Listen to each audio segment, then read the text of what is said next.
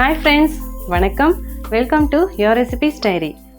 நம்ம இன்னைக்கு Chinese sauce எதுவும் சேர்க்காம வெஜ் ஃப்ரைட் ரைஸ் எப்படி செய்யறதுன்னு பார்க்க போறோம். வாங்க இப்போ வீடியோக்குள்ள போய் பார்க்கலாம். முதல்ல நம்ம ஃப்ரைட் ரைஸ்க்கு பெர்ஃபெக்ட்டா ரைஸ் எப்படி குக் பண்றதுன்னு பார்த்துடலாம். ஒரு அகலமான பாத்திரத்துல 2-3 கப் தண்ணி சேர்த்து ஸ்டவ்ல வச்சு ஹீட் பண்ணிக்கோங்க. தண்ணி நல்லா பாயில் ஆக ஆரம்பிச்சதும் ஊற வச்ச பாஸ்மதி அரிசி சேர்த்துக்கலாம். நான் மெஷரிங் கப்ல 1 கப் பாஸ்மதி அரிசி 10 இருந்து 15 நிமிஷம் வரைக்கும் ஊற விட்டுருக்கேன். இப்போ இதுல 1 டீஸ்பூன் எண்ணெய் சேர்த்துக்கலாம். இப்போ ஸ்டவ் ஹை ஃப்ளேம்ல வச்சுட்டு ஒரு லிட் போட்டு மூடிடலாம். தண்ணி நல்லா கொதிச்சு பொங்கி வந்ததும் இந்த லிட் எடுத்துடலாம். ஸ்டவ் மீடியம் ஃப்ளேமுக்கு வச்சிடுங்க. கரெக்டா ஒரு 6 நிமிஷம் நம்ம வேக விட்டா போதும். ரைஸ் ஒரு 80% குக் ஆனாலே போதும். 6 நிமிஷத்துக்கு அப்புறமா ரைஸ் எடுத்து இந்த மாதிரி கையில மசிச்சு பாருங்க. ரைஸ் இப்படி லேசா உடைஞ்சு வந்தாலே போதும். நம்ம ஸ்டவ் ஆஃப் பண்ணிடலாம். வழக்கமா சாதம் வடிக்கிற மாதிரி குழையிற மாதிரி இருக்கக்கூடாது. இப்படி உடைஞ்சு வந்தாலே பர்ஃபெக்டா இருக்கும். இப்ப நம்ம இதை உடனே வடிகட்டிடலாம். அதுக்கு இந்த மாதிரி ஒரு வடிகட்டி இல்ல ஒரு அகலமான ஃபில்டர் இருந்தா எடுத்துக்கோங்க. அதுல நம்ம இந்த சாதத்தை வடிச்சிடலாம். ஒரு சொட்டு கூட தண்ணி இல்லாம நல்லா வடிச்சிட்டு இப்போ இதை ஒரு கிளாத் இல்லாட்டி ஒரு லிட் போட்டு கவர் பண்ணிடலாம். இந்த ஹீட்லயே சாதம் இன்னும் நல்லா சாஃப்டா வந்துடும்.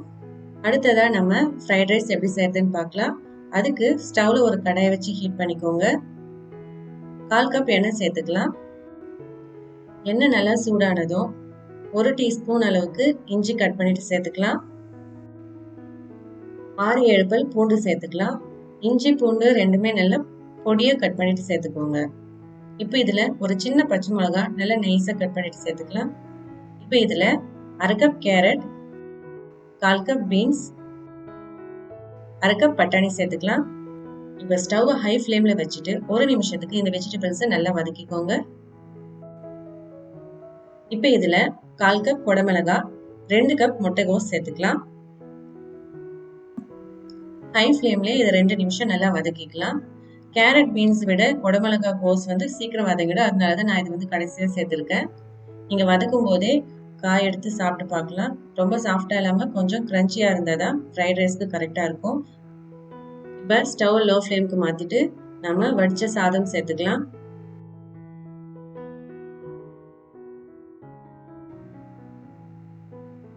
உங்க டேஸ்டுக்கு ஏற்ற மாதிரி சால்ட் சேர்த்துக்கோங்க.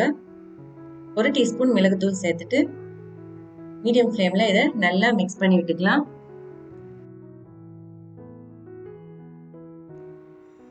ரைஸோட இந்த வெஜிடபிள்ஸ் சால்ட் எல்லாமே நல்லா பிளெண்ட் ஆகுற அளவுக்கு நல்லா கலந்து விட்டுட்டு ஸ்டவ் ஆஃப் பண்ணிடலாம். இப்ப ஸ்டவ் ஆஃப் பண்ணதுக்கு அப்புறமா பாதி எலுமிச்சை பழம் நல்லா ஸ்க்வீஸ் பண்ணிட்டு சேர்த்துக்கலாம். இதை ரைஸோட சேர்த்து நல்லா மிக்ஸ் பண்ணி விட்டுடுங்க. அரிசி ஊற வைக்கிற டைம்லயே நீங்க வெஜிடபிள்ஸ் கட் பண்ணி வச்சிட்டீங்கன்னா 5 நிமிஷத்துலயே நம்ம ஃப்ரைட் ரைஸ் ரெடி பண்ணிடலாம். அவ்வளோதான் ஃப்ரெண்ட்ஸ், ரொம்ப சுவையான சாஸ் சேர்க்காத வெஜ் ஃப்ரைட் ரைஸ் ரெடி ஆயிடுச்சு. சைட் டிஷ் எதுவும் இல்லாமலே கூட இதை சாப்பிடலாம். ரொம்ப டேஸ்டியா இருக்கும். ஸ்கூல் போற கிட்ஸ்க்கும் ஆஃபீஸ் போறவங்களுக்கும் இதை லஞ்சா பேக் பண்ணி கொடுக்கலாம்.